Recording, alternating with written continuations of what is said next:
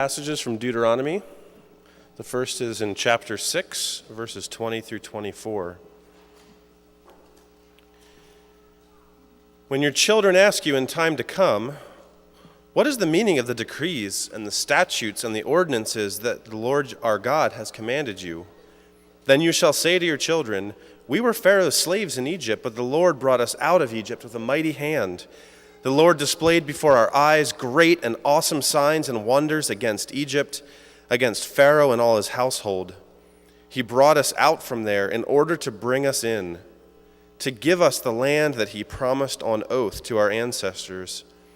Then the Lord commanded us to observe all these statutes, to fear the Lord our God for our lasting good, so as to keep us alive, as is now the case.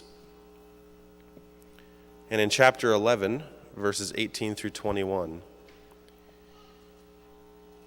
You shall put these words of mine in your heart and soul. You shall bind them as a sign on your hand and fix them as an emblem on your forehead. Teach them to your children, talking about them when you are at home and when you are away, when you lie down and when you rise.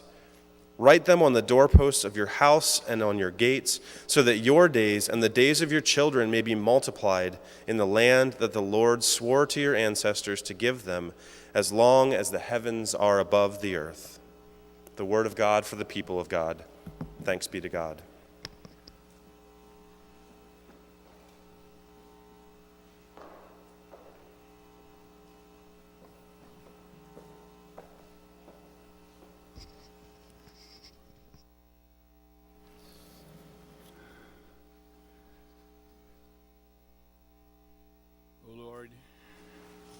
Am I on? All right. Oh, Lord, may the words of the boy Samuel be our prayer this morning, that you would speak, for your servants are listening. Amen. It's been said that family relationships are some of the most rewarding and also the most challenging relationships we will ever experience, however that family may be configured. Research shows that family life continues to change steadily, that less than 1/2 of all children under age 18, for example, live in what the Pew Research Center considers a traditional family, with 2 married heterosexual parents still in their first marriage. And that as a result, a truly rewarding family life just doesn't happen today without a lot of hard work. God intends for the family to be the foundational unit of our social institutions, but our human sin nature now calls for intentional care and biblical nurture for true family success, which makes identifying critical values and principles that we should hold on to, and also those we best let go of, as a very timely topic for today. The kind of wisdom that I think Kenny Rogers would say is to know when to hold them and when to fold them. My reflections on these questions took me back to experiences in my own nuclear family, and also as a parent, a grandparent, a teacher, and a pastor. But it was what the Bible said about the topic that really set the direction for this message very clearly. So let me suggest that the principle or value that I believe we most need to hold on to is to carefully and prayerfully disciple our children, nurturing them in the ways of the Lord, especially in the formative years when they are still in the home, and recognizing that there is a difference between discipline and discipling, between teaching them obedience and self-control and helping to foster spiritual and moral growth that enables them to make good choices as they mature, so that they might live lives that truly please themselves as well as bring honor to God. The children in our Old Testament reading today wanted to know why their elders continued to hold to the traditional teachings of the Torah, which probably seemed like such outdated history to them. Kids are naturally serious from young on, And when they begin to ask, why, Mommy, Why, Daddy? We need better answers than just because or because I said so, especially regarding foundational biblical truth, which is so critical to our faith. Why should we kids go to church if Daddy doesn't? A very valid question. So as we seek to answer such questions, do we know what we believe and why we hold to our historic, spiritual, and ethical principles? Will our answers satisfy our children's toughest questions even in later life? And do we consistently live these truths to demonstrate that they are valuable and that they really work? Or as Dr. Phil might ask, how's this working for you? The other passage from Deuteronomy urges us to use different kinds of visuals and teachable moments in our families as continual reminders of our spiritual values. Like that plaque that says, "As for me and my house, we will serve the Lord." Or perhaps the cross hanging in the master bedroom. Perhaps a painting of Christ over the child's crib. Or children listening to their favorite Christian songs each night as they fall asleep. It may be time spent processing challenging television programs or movies, or discussing unique experiences as you travel. Everyday events that keep reminding our children that life-forming choices are being made that will have important consequences for them later on. My family will never forget the night that my brother-in-law, from my first marriage, who lived with us, came home drunk one night and vomited all over our 12-year-old daughter's bedroom carpet. How after we got him to bed and had cleaned up the carpet, we spent time discussing the dangers, the results of alcohol abuse with our daughter and her 14-year-old brother. It wasn't just, now don't do this because it will lead to trouble, but it was discussing the consequences if we made that harmful choice. Both of our Old Testament scriptures remind us that the most important formation still takes place in the home. In addition to the role of the church, the school, the influence of our kids' best friends, and of many other forces in today's secular culture. And so I thank God today for parents who remain so in touch with their children and their lives as to thoroughly prepare them to make good choices after they leave home, allowing them, first of all, to own and to personalize their own faith experience, and then also to grant them the latitude to discover the kind of worship and the kind of expressions of that faith that best matches their individual makeup as they enter into adulthood. After all, folks, isn't healthy independence what we've been working toward all this time as parents? Which brings us to the second question this morning about the most important things that we should let go of as we seek to strengthen family life in this changing world. Answers that may be a little harder to accept than those that we've just given for our first question, that may even raise some questions about the validity of what I'm going to say here this morning for us here at Eden today. But I think we've already set the stage with the reality that our children's lives are very different from our own, from what ours have been as earlier generations. We have witnessed huge changes in music, apparel, and hairstyles, the emergence of tattoos and body art, nose rings, and other things that probably have shocked some of us as older folks. We've lived with the rejection of various practices and values of our generation that are considered just so yesterday for our young people. That is, until some of these things later again become their ideas. My portrait among the former pastors at my first church in Minnesota hangs in stark contrast to all the others there, with my sideburns, my hair over my ears and down to my collar, while all the others had their hair over their lips or on their chins. Some of us may have been surprised when our children married outside the Mennonite church. Perhaps an interracial marriage or other unexpected decisions that were not in our plans for them. But we still loved our kids, didn't we? We knew God still loved them. And we often gradually came to understand and accept them, recognizing that many of us probably challenged our parents when we were young as well. Perhaps we even adopted some of these ways for ourselves. And as we came to see things differently, some of us have had to eat our words, realizing that we probably jumped to conclusions about others too quickly. So all of this having been said, let me offer something that I believe we need to seriously let go of as part of our culture as fast as we can. It's not a new phenomenon, but it has raised its head in particular ways this past generation, in many places, in many ways, and it is doing great harm to many children today, even in Christian homes.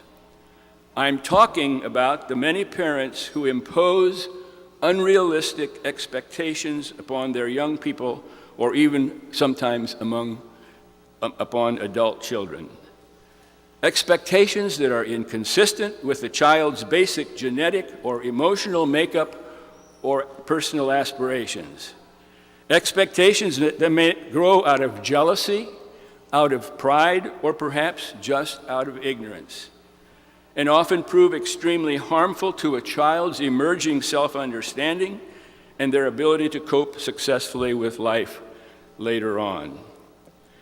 This tendency is often masked by what appears to be a deep parental love for the child and what the parents believe is best or will make the child truly happy.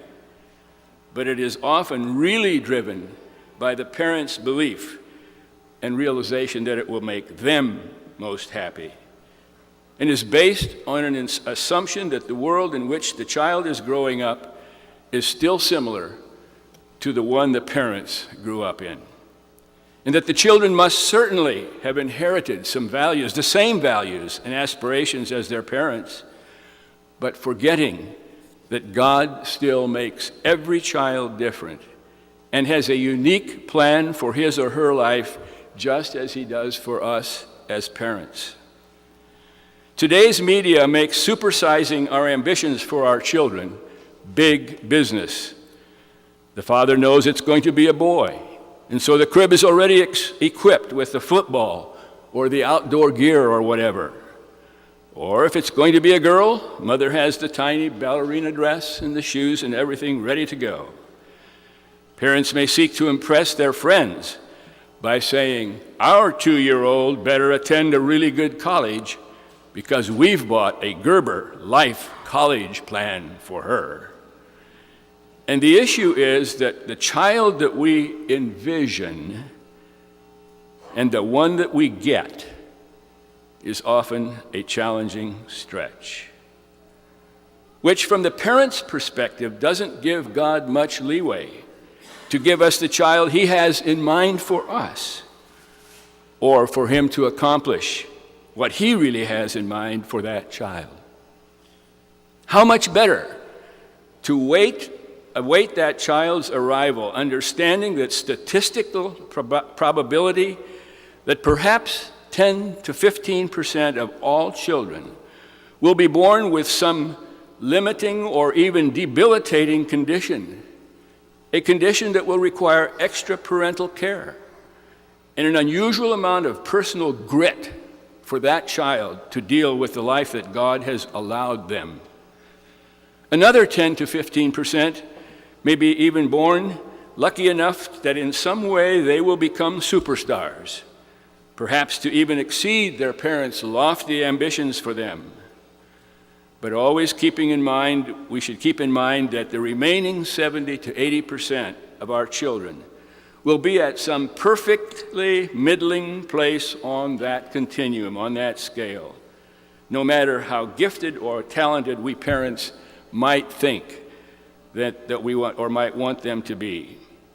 In Romans 12, chapter 12, verse 3, Paul exhorts us and says, not to think more highly of ourselves than we ought, but rather to view ourselves with sober judgment in accordance with the faith and the gifts that were distributed to each of us. Paul exhorts us to speak the truth with one another and not to exasperate our children, which, by the way, can lead to rejection later on in life. But rather, he says, to bring them up in the instruction of the Lord and encouraging them to develop and use the various gifts that God has given them, regardless of where they fit on the ladder of achievement, of compensation, or recognition, or whether they attend trade school or whether they go to the university.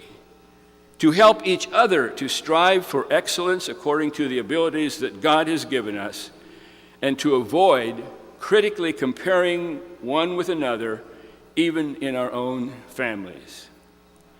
When Proverbs 22:6 urges us to teach a child to choose the right path, and when he is older, he will remain on it, and that's the Living Bible translation, I believe that this implies a choice being made according to the child's best learning style and the best makeup that God has given them.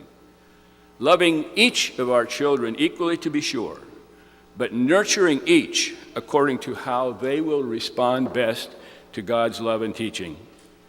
Helping each to develop to be their very best for God within the realities of how God has made them and the strengths that He has given them.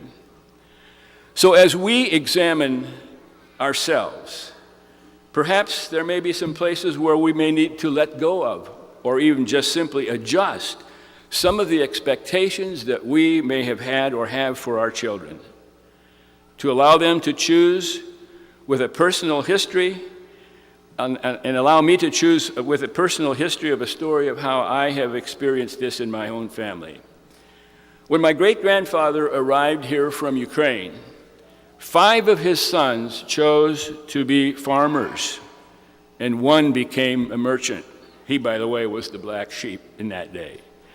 Now, my grandfather, Peter Suderman, also bought land to give his 5 sons this same privilege. But guess what?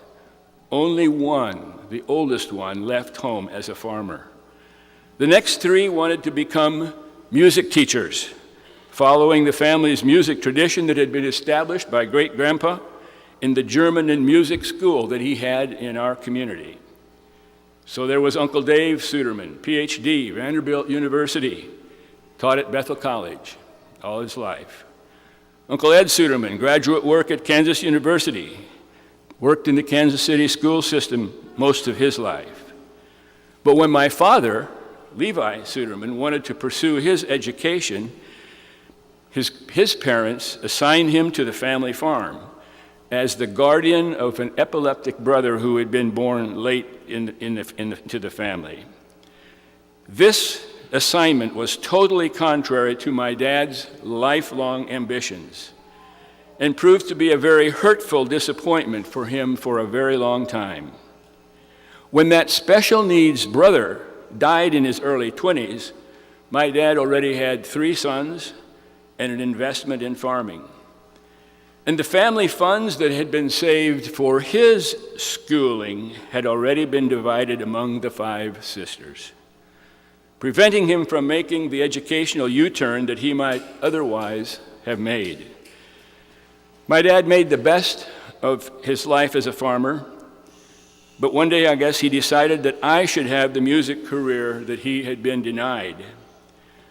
Unfortunately, my ambitions then were as a farmer. I would like to have farmed. Or perhaps to become an engineer. I loved airplanes, thought working for Cessna would be cool, or maybe Caterpillar Corporation. My piano lessons, begun already in grade school, were a nightmare. My voice lessons, starting already in high school, only tempted me to want to go sing with the Blackwood Brothers, or maybe do backups for Elvis Presley with the Jordanaires, none of which sort of met my dad's criteria. After 8 years of teaching, a master's degree at Wichita State University, some doctoral work at the University of Missouri in Kansas City, I left my position at Tabor College to teach music at Trinity University in Illinois, and also in the back of my mind to begin seminary at Trinity Evangelical Divinity School, which was just across the street.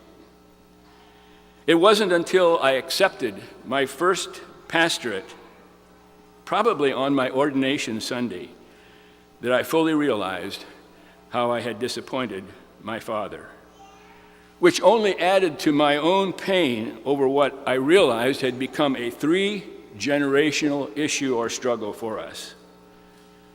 As a parent, I certainly didn't want to repeat this with my own children, even though I knew very well that we certainly weren't perfect parents either. So I did revisit this question as I prepared this message, but I was able to conclude again that we did the best that we knew to give our children all of the ample freedom that they needed to choose their schools, to choose their vocations and their mates, to choose where and how they would live, the churches that they would attend, and how they would raise their children. I am deeply humbled and grateful for these choices that they have made, and I am confident that our grandchildren are being given the very same freedom, the level of discipling and the freedom from unrealistic expectations. And I trust and pray daily that they in turn will make proper choices for their own lives as well. I thank God that my father's experience and my experience has not been repeated, but I also saw a similar kind of experience in my first wife's family, where my mother-in-law and my first family had promised God that one of her 3 children certainly had to be in ministry. And that was a very, very difficult situation for all the children. I also believe, however, that if we have gone that direction a little bit, it is always possible to make changes and to make amends by the grace of God. And so I would urge each of us today as parents to covenant with God, to disciple your children, disciple them well, and also let go of and avoid imposing unrealistic expectations on them, and thereby to allow them to become everything that God has in mind for them. O Lord, I pray that it might be so. Amen.